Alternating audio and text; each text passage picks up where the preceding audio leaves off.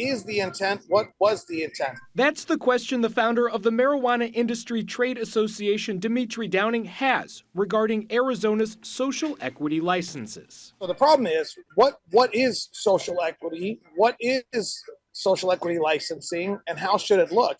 Nowhere in the initiative did it state that. Downing says the law creates confusion, giving big companies with deep pockets an advantage.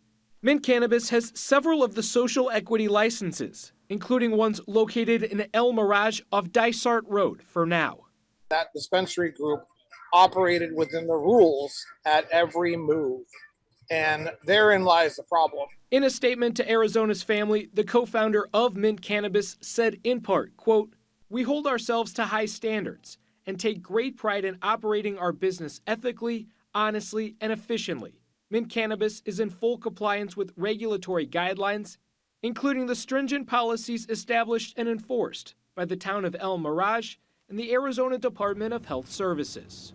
We expect to have these licenses in their final home within the next year." In the applications for the social equity licenses, a person must meet 3 out of 4 requirements, which includes income level, previous convictions, or location.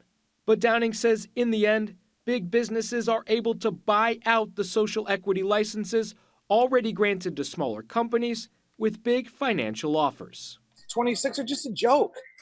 It's a drop in the bucket. It's irrelevant. And a spokesperson for the Department of Health Services said they were unable to provide us with an interview for this story tonight. In the newsroom, Zach Perletsky for Arizona's Family. Zach, thank you. The Arizona